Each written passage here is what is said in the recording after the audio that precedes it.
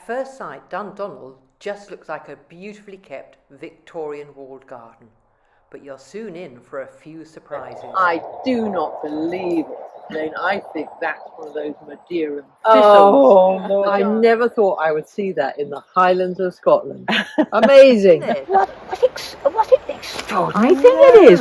But you normally see them in glass houses, don't you? That's lovely, growing in amongst the tree there.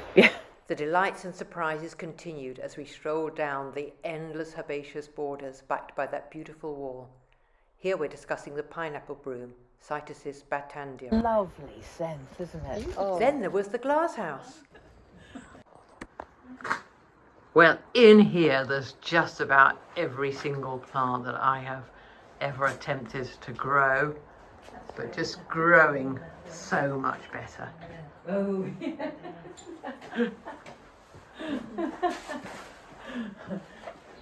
wow.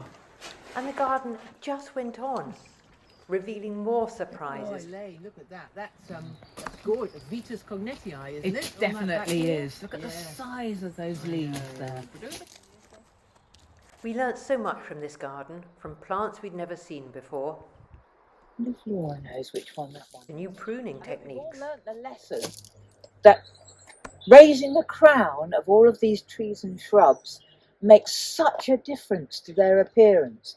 Look at the wonderful gnarly branches. Yes, and you can see that. through them. You can't Yes. actually see through them to Yes. the other side in a Yes. very enticing way. Yes. I'm afraid Caroline got a big lecture. Caroline, you're always telling me you cannot plant up your north-facing wall in your car park. Can I just show you what it could look like? Straight into the hogging, as you say you can't grow in. A Helleborus arcutifolius, a glorious fern. So it's flower, grass here in the galvanised tanks that you have. Same trough as yours that you've got those hideous begonias in. More ferns here, a lovely little creeping plant along the wall. This is what your back wall could look like. We bid a fond farewell to Dundonnell and all its secrets and moved on to our next garden, where a very different opening vista presented itself to Yeah. us. Breathtaking, absolutely breathtaking.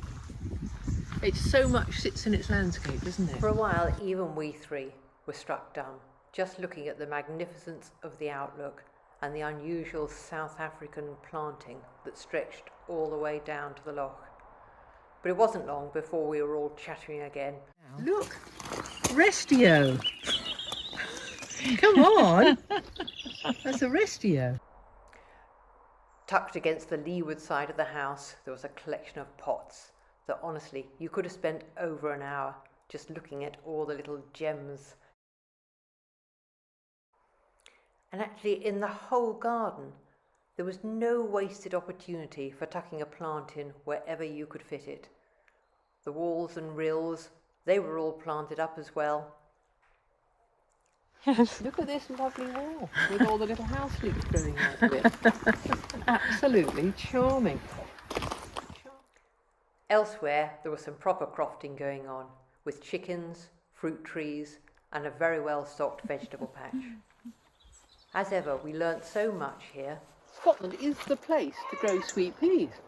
Every garden we visited today Yeah. has got the most stunning display of sweet Right peas. at the end of September. I know. Extraordinary. One of my other takeaways is the use of ferns in these Highland gardens. I'm standing here and I can count 1, 2, 3, 4. There's 4 different types just in this one small area. And they're using with ground cover more than just specimens. Yeah, great. What an exceptional garden that was. Weren't we lucky to visit it? Now, if you've enjoyed this video and want to hear more from us, please follow our channel and our blog at the3growbags.com.